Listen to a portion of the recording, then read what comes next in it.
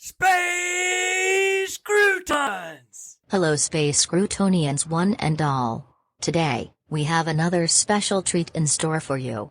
You may remember that we followed Brittney, Alexa and Vera during their vacation. Well, one thing has led to another and they've sent us another adventure. But first, let me bring in my co-host, confidant, BFF and playing partner. Cordy Clatherwood. Hello Cordy. Greetings, everyone. My oh my, that was quite the introduction, Sally. I can't tell you how warm and tingly that made me feel all over. I'm almost blushing. Well, almost. And hello to our loyal audience.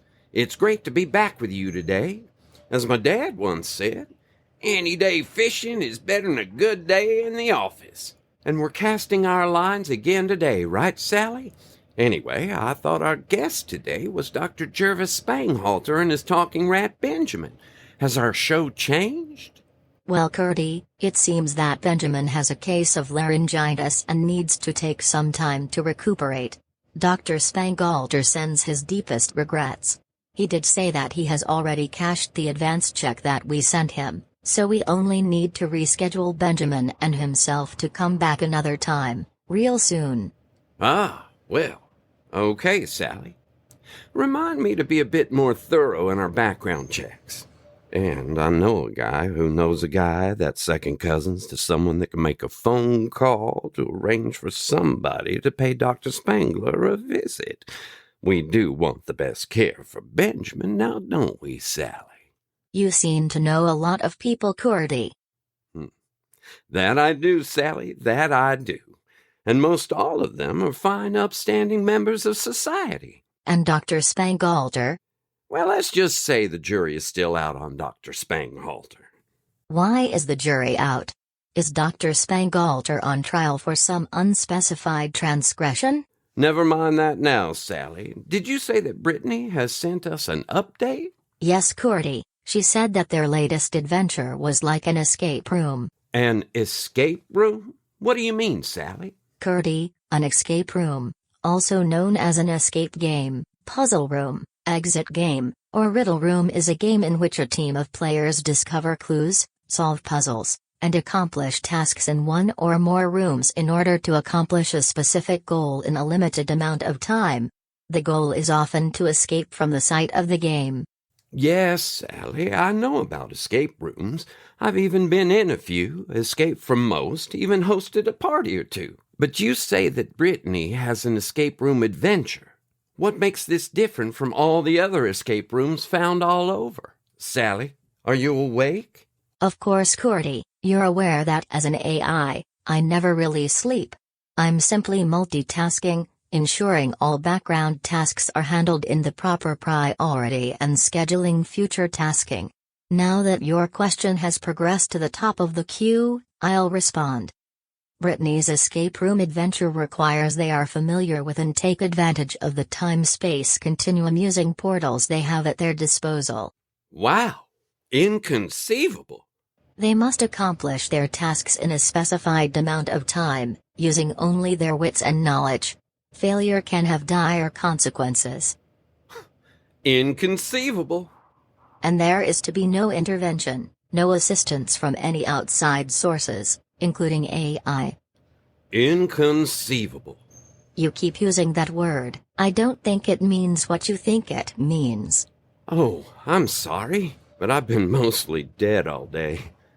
Anyway, as I mentioned before, Brittney, Alexa, and Vera are traveling to a faraway location, and it seems that they have a pretty interesting adventure to relate to us. We've received a very entertaining communication from Brittney. Let's see what she has to say. Hello, Cordy. Alexa, Vera, and I are traveling, and I wanted to send you an update on our latest adventure. We went back to our local travel guide's office and asked her to recommend a unique travel destination. We wanted to go someplace we'd never been before, had lots to see and do, as well as some quirky experiences to offer. When we told her that We really wanted to be tested. We hoped that our adventure would have some intrigue, something to make us think. She immediately lit up and asked us if we've ever been to Liverpool. Liverpool? England? Of course, but I've not spent much time there. I've always wanted to go. Hello! Liverpool, rolling hills, placid lakes, pristine shorelines. I think I've heard this before. Shh!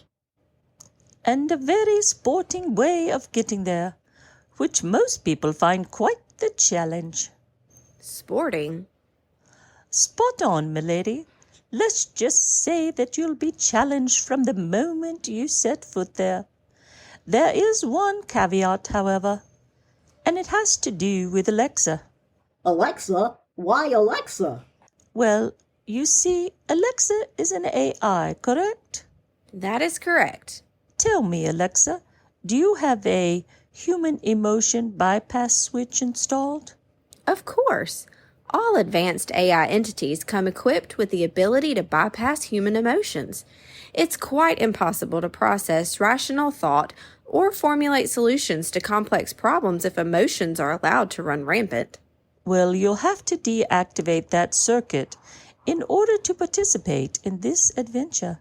Deactivate my human emotion bypass circuit? I'm not approved to do that without the express permission of my travel partners.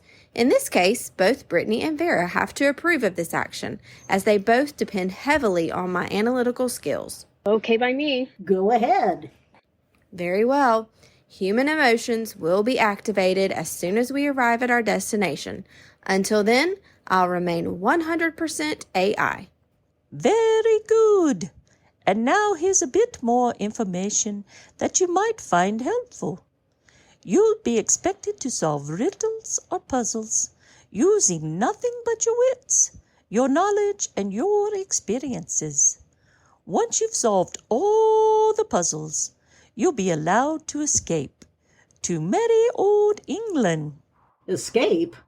Escape from what? Oh, don't worry. You'll never be in any real danger. Most of the dragons have already been slain, and the ones that are left are mostly harmless. Mostly? Yes, mostly. But the odds of running into one of those dragons are about the same as finding a blue parrot in the woods. A blue parrot? Beautiful plumage. Sorry. Sounds like fun. I know I get bored just sitting around all day. How do we get there? That's easy. Just stand over there at the portal.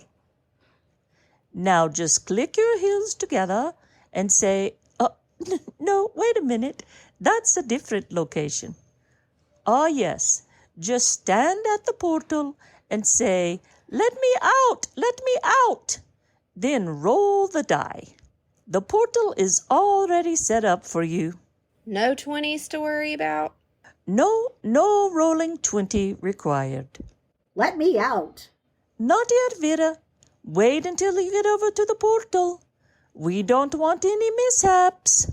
I think she's just excited. Okay, ladies, let's escape to Liverpool. Give me the die, ladies. I feel a hot streak coming on. Let me out. Hey, I know this place. Isn't this just the grandest hotel lobby you've ever seen? Is this The ROACH Hotel. Hey, guys, pick me up so I can see better. quite majestic? Be still, my heart. Would you look at this rug? It's amazing. So plush, so warm and inviting. It's like walking on a cloud.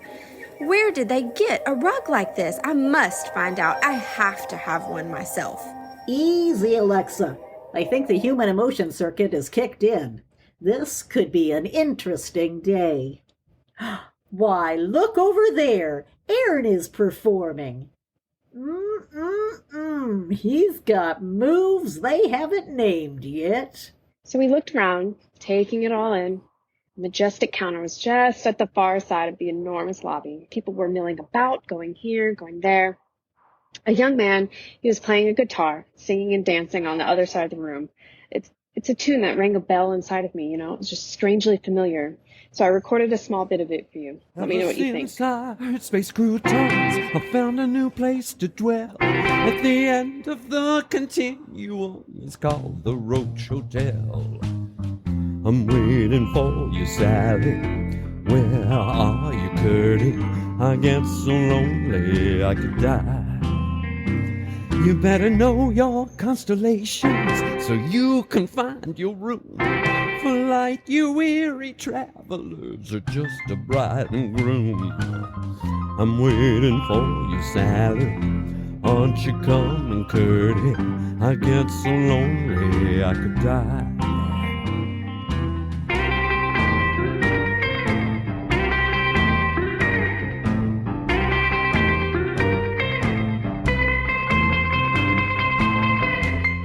Bellhops, are they called that anymore? They were helping people with the luggage. So we felt kind of out of place with that luggage, but just then, a young man came up and began to speak. Good afternoon. You must be Brittney. Oh, hello, Vera. It's great to see you again. How was your vacation? Oh, it's going great, Bentley. I can't wait for today to unfold. Oh, everyone, this is Bentley. Ah, yes. Allow me to introduce myself. As Vera said, my name is Bentley. I'm the chief concierge here at the hotel. Your travel hostess told us to expect you, and if there's anything at all that you desire, please do not hesitate to ask. Well, it's nice to meet you, Bentley. I'd like to introduce you to Alexa. Hello, Bentley. You're so tall. Ah, well, it's very nice to meet you both. If you'll follow me, I'll show you to your room. Your adventure awaits. So as we made our way down the long hallway, memories flashed back into my mind, remembering the constellations on the doors, the time Aiden spent here, and our first experiences with the portals. And now we're using them to pass a wonderful afternoon, enjoying our trip and meeting some very interesting people. So how long have you been here, Bentley? I was just wondering that myself. I know you've been here as long as I have. Oh, I've been here since the hotel opened. And the gentleman in the lobby? The musician? He seems familiar. Do you mean Aaron? Oh, he's been here for quite a while, too. He's very talented. You must stop by and see his show sometime. He performs here on a regular basis in the Blue Hawaiian Lounge. We'll do that. Yes, we have to catch his show. You'll remember it forever. Will you look at that chandelier? It's massive. Is it made of gold? How many lights does it have? Ah, yes. It is lovely, isn't it? There are exactly 8,191 individual lights in that chandelier. That is super cool. Isn't it just the most beautiful chandelier ever? It's the perfect number of lights. That it is, Alexa, and it certainly is pretty. I thought briefly about Bentley's answer, and for some reason, the number of lights stuck with me. I think there may be something significant there, but I can't quite put my finger on it. Here we are, ladies. I trust you'll have a pleasant experience. And remember, if you desire anything, please don't hesitate to ring me up. You can count on it. Thank you, Bentley. We'll see you soon. Thank you, Bentley. We'll be sure to call if we need anything. So I noticed as we entered, the door had some familiar markings on it. Not conventional numbers as a hotel on Earth, but a representation of a constellation. And this constellation was Pisces, of course. So the door closed behind us, an audible click, and our adventure began. We noticed a hologram above the door with the timer slowly counting down. We had 1 Earth hour. The room was bare, except for what appeared to be a screen of some sort on the opposing wall. So I grabbed Vera and walked over. Wow, this room is big. I bet you could do cartwheels in here. I know I could. Watch this. I watched Alexa cartwheel across the room as Vera and I moved over to the screen. A power button was in the lower left, and a simple touch, and then it hummed to life. An astronomical chart in the purest sense was immediately projected into the center of the room. The hologram showed planets, moons, asteroids, all from our galaxy. It projected their position, their orbits, and more. It seemed to project orbits only until a certain point, though. Then it reset, starting over. Amazing! Look at the detail. This is our first clue. So I noticed Alexa was laying down on the floor underneath the hologram, gazing up. This is so pretty. I could lay here forever. Well, Vera, I'm not sure how much help Alexa will be. What do you think we should get from this? I mean, we're in an escape room. Escape room? How do you know? We're in the Pisces room. And according to Greek mythology, the fish represent the goddess Aphrodite and her son, Eros.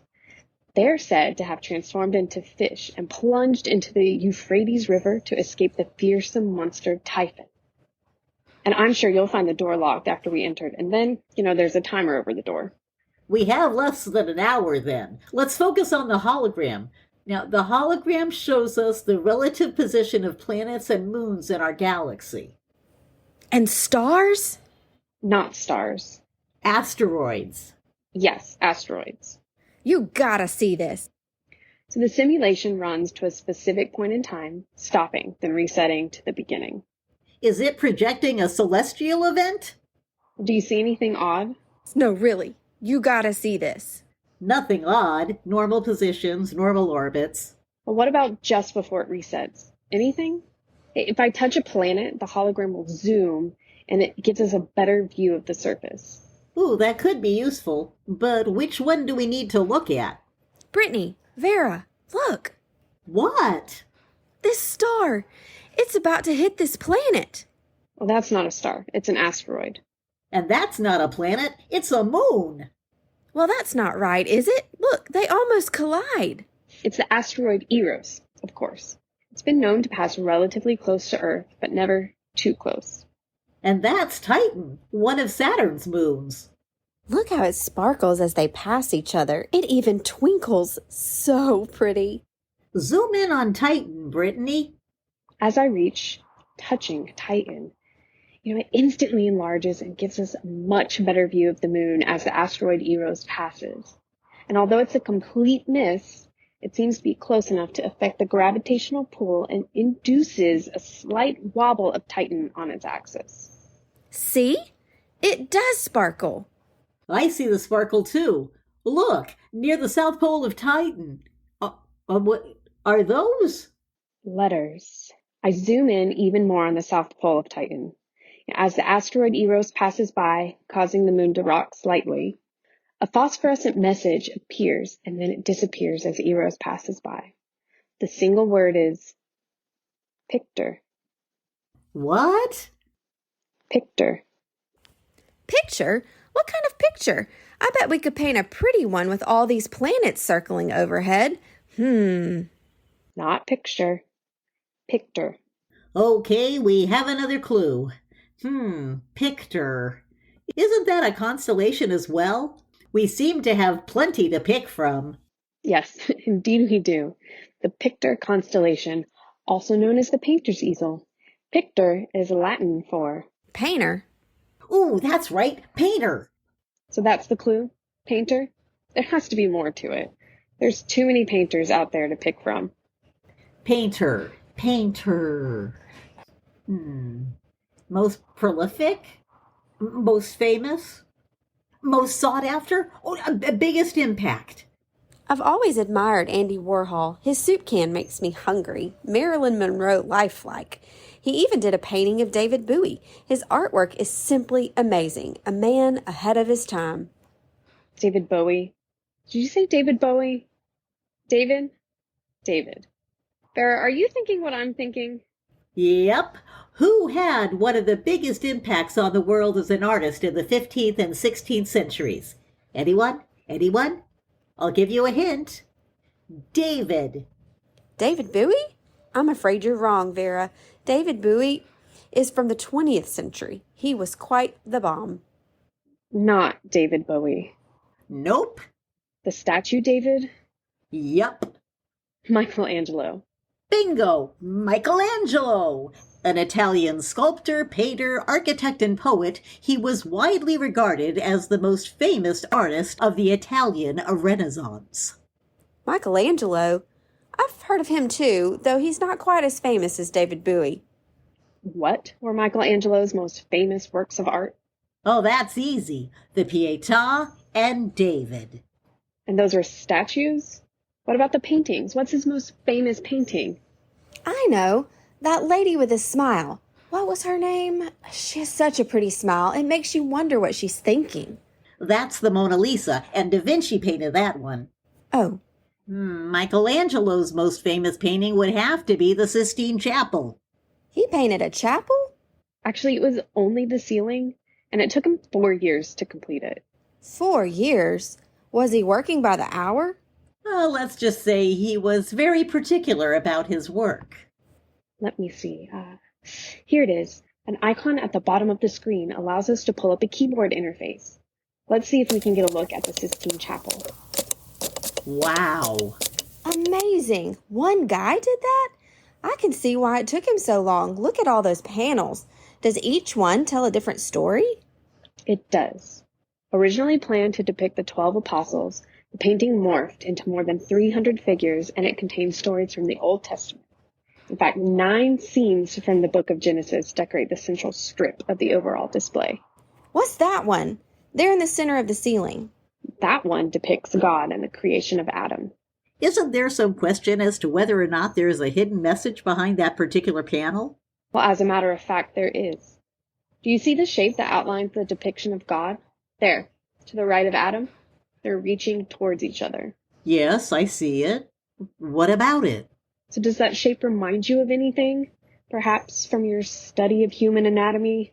Well, the outline kind of looks like the profile view of the human brain. Look closer now, at the details that make up the throat of God. What do you see there? Again, the human brain, only this time from the bottom looking up. The brain? Oh, yeah, I see it now. Well, you know that guy Descartes said, I think, therefore I am. Do you think Michelangelo knew Descartes? Do you think they're Facebook friends? Oh, I doubt that, Alexa. Okay, Brittany, what do you think it means? I mean, that panel has brain written all over it. I know that Michelangelo was a student of human anatomy, so this is not just a coincidence. So let us go with the brainy concept for a moment. If you had to name someone known for their intelligence, who would it be? From the same time period as Michelangelo? Well, that was the period of high Renaissance, not much intellectual activity, mostly artists. Fast forward 100 years or so. Any names come to mind? Anyone that was ahead of their time as Michelangelo was? What do you mean? Okay, let's go back to the Sistine Chapel for a minute. Look at the ceiling. Look at the individual paintings. Have you heard of the golden ratio? Golden what? Golden what? If it's gold, it's gotta be good. Just look at everything that's made of gold. Gold doubloons, gold chains, gold medals. There's gold rings, necklaces, and trophies. There's even the golden rule. That I try to live by every day. Thanks, Alexa. But the golden ratio is what happens when you divide a segment into 2 pieces, that the longer part divided by the smaller part is equal to the whole length divided by the longer part. It's puzzled scientists for centuries. Did Michelangelo use it? He did. Scientists have found the gap between God and Adam happens exactly when there is a divide between the golden ratio. No way! Yes, Alexa. So the important mathematician in the next 100 years is... Sir Isaac Newton. And he was the inventor of... Calculus, and much more.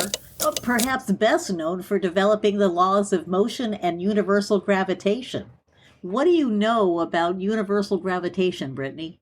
What goes up must come down. Something like that, Alexa. But there's much more. Einstein pushed us a bit further.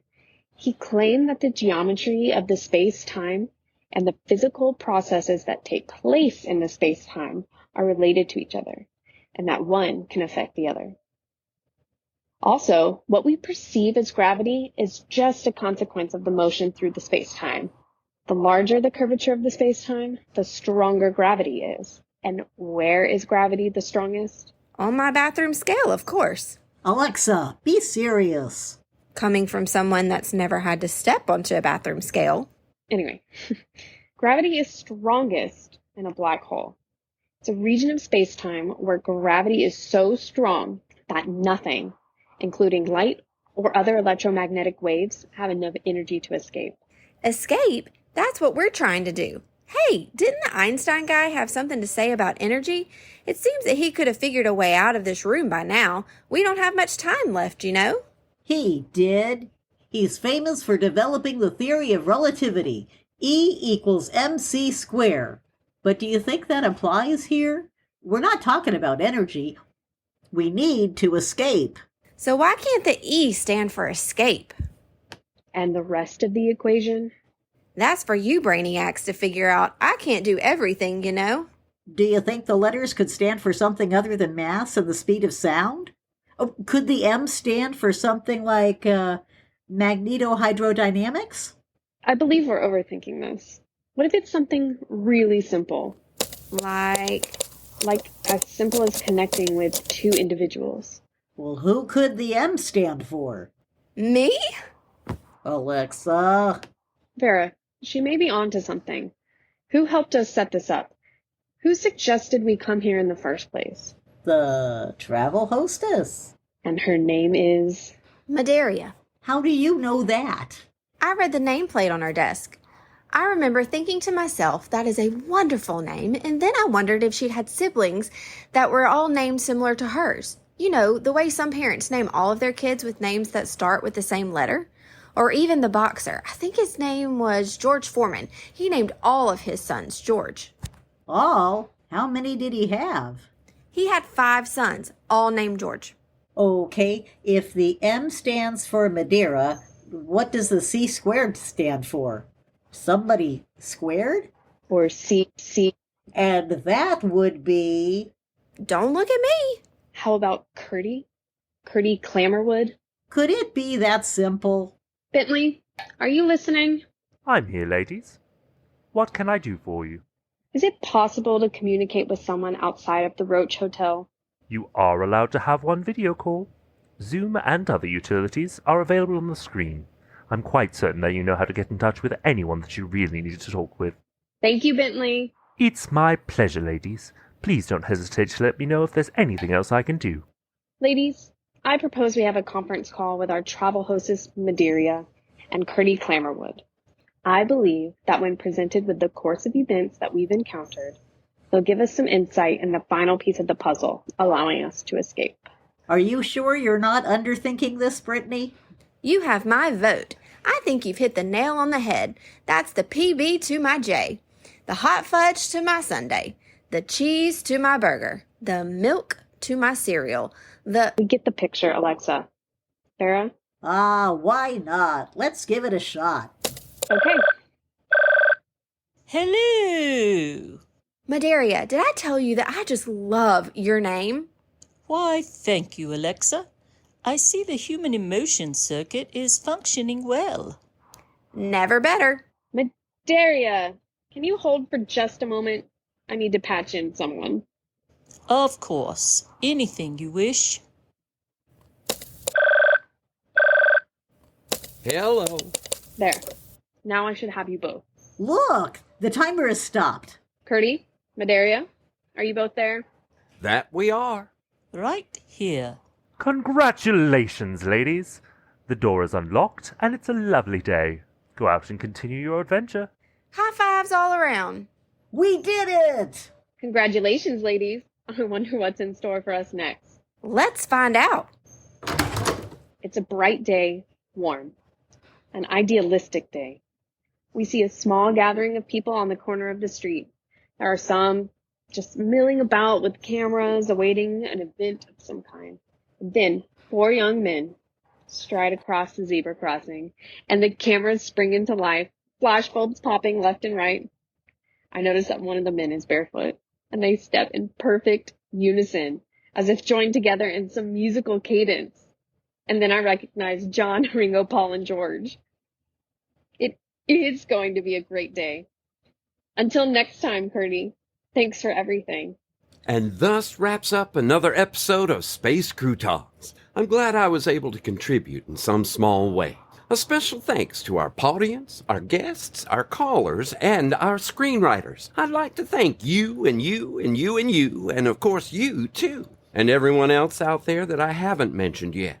Be sure to follow us on Facebook, Spotify, or any number of full-featured streaming services you may have access to. Please keep us posted on anything you hear that could help us save the world, and keep peace in your hearts until our next story time.